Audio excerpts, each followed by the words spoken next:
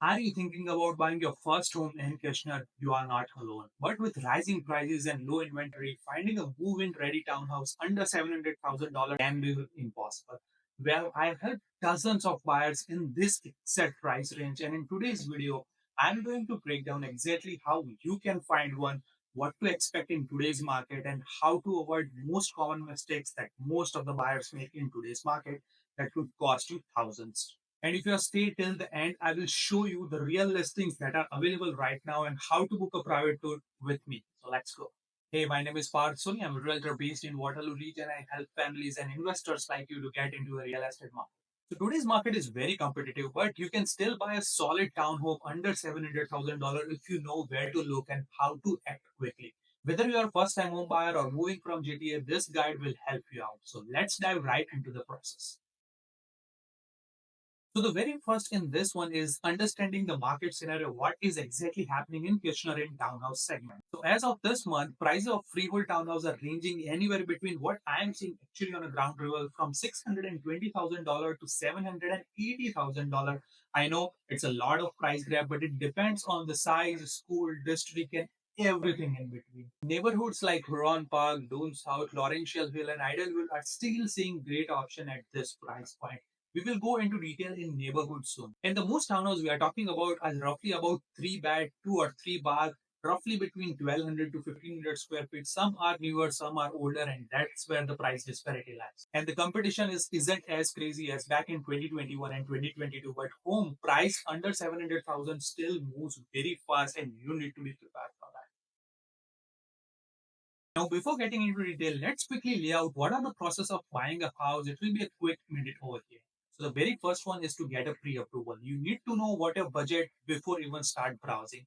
A pre-approval gives you a clear price range, shows seller that you are serious and helps you lock in a good rate. And just to give you an idea, most of the pre-approvals are valid anywhere between 90 to 120 days. So let's say if the prices are going up, interest rate are going up, you will have that pre-approval that locked in that interest rate. Even if the price fluctuates, you will still get it. And best case scenario, if the price goes down, you will have a pre-approval based on the newer price. So it's always a good idea to get a pre-approval first before shopping for a house. The second step in this one is to define your must-have. List your three non-negotiable, like whether you are looking for a garage, finished basement, a walkout backyard, or whatever you're looking for.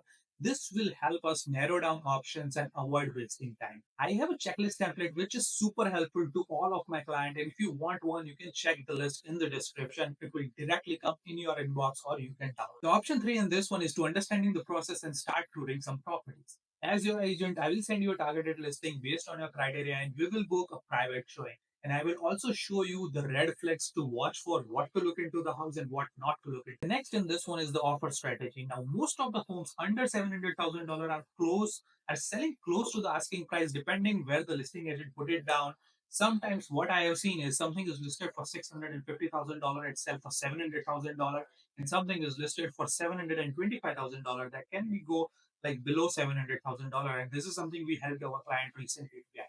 And the next step in this one is closing the deal. Now, once you have your offer accepted, we will go through legal, financial, and inspection tab, whatever is included in your offer. I will guide you all the way until you get the keys for your new home. And if you're someone who's looking for more detailed step-by-step guide to buy a house, check the link over here where I've laid out a roughly about 10 or 15-minute video, a detailed step that will be super helpful to you. Now, the next and this one, the mistakes that you need to avoid. And this is something most of the first time home buyer do it. So let's check out what are the top three mistakes they do. The very first in this one is the skipping the pre-approval. Now, you could lose out of a dream home while waiting for the bank. Now, this has happened to my client last year. They went there with their mortgage agent. Their mortgage agent didn't provide them their pre-approval letter or something. And when we put an offer, we have to put a finance condition, which is, by the way, it's really nice. You should put finance condition in all of the homes if it's allowed or if it's depending on the market. And so this is what happened last year. We put an offer based on the finance condition. They are super approved. They just had a chat with the mortgage agent, not a formal pre-approval letter. And we went with a finance condition and someone scooped in the same house without finance condition, firm offer at exactly same price. So that's why if you have that pre-approval letter in your hand, you'll be much more confident putting an offer and they could get that. The second in this one is the falling for cosmetic upgrades. Now, granite or quartz countertop may look good, but it doesn't mean that the home is free of problems. Now, look at the structure, look at the layout. This is a very important thing, especially if you are someone who's going in a category of anywhere between 1300 to 1500 square feet. There are very few ounces where you can change the layout of that. So, the number one priority would be layout. If the layout doesn't serve you, doesn't appeal you, then don't go for that kind of townhouses. And just to give you an idea, there are so many kind of townhouses over here, very much with a different layout perspective available in Kitchener. The next in this one is not using a local agent. Now, townhouses vary a lot across the neighborhood. I have seen clients overspend by $30,000 by just not understanding the area. Most of the time, what I see is that kind of area that I try to avoid with my client are often purchased by someone who is not local and from the help of agent who is a not local agent. Now I totally understand you want to help your cousin or someone you got referred out from your mortgage agent or from someone else, but make sure they understand the area, they understand the locality, and this is something to do with every agent. Make sure, ask what are the five neighborhoods they will never go in, and what are the five neighborhoods they will go in. Now, some of depending on area to area or city to city, there might not be that many bad spots, but there are few pockets which most of the time the local agent will know about. So make sure you know about. Now let's check out the different what is happening in Kitchener-Waterloo and what are the areas for first time home buyer or if you are someone who's looking under $700,000. Now number one on the list over here. So this is a Kitchener map. If you see Lawrencial West and Williamsburg have a good amount of home. Now, just to give you an idea, most of the Kitchener does have townhouse, but the areas which we are focusing today, where you can get a good concentration of townhouse. So if you don't find one, you have multiple options in that particular neighborhood. So very first one on my list is Williamsburg Lawrencial West, which is over here. It's a really nice pocket. Most of the houses are built anywhere between 2003, I would say 2002 to 2010, and it's a really nice pocket to be in. Schools are nice, close to highway, and all the amenities that you are looking for. Now, the price point in this particular neighborhood is anywhere between I would say $620,000 to 720.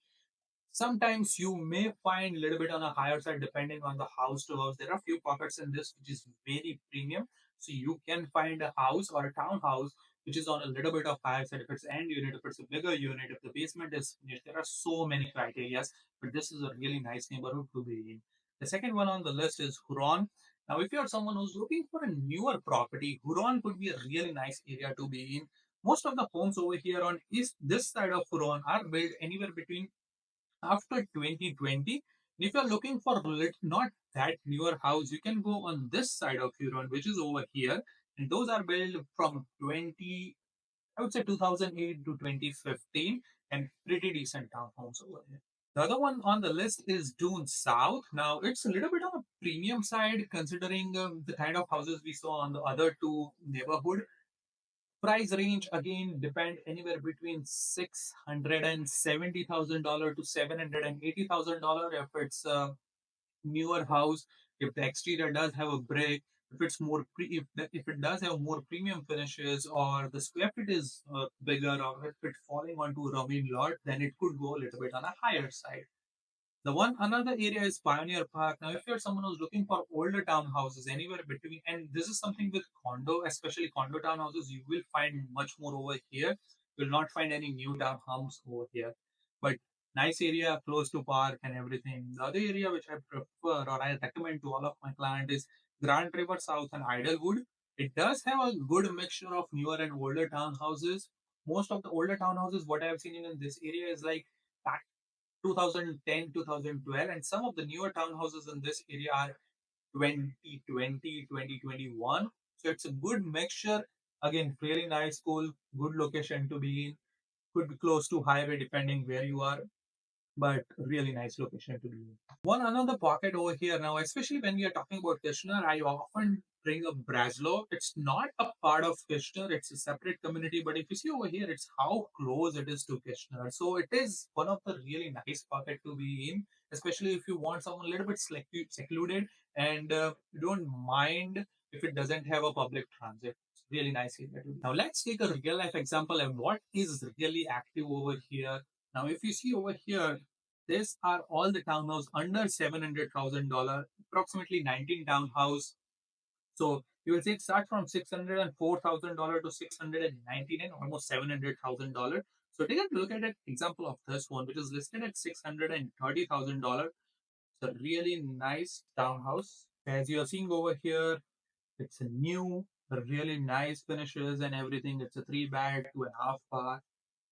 Looks amazing. Now this is located in Huron, and it's currently active, listed for $630,000.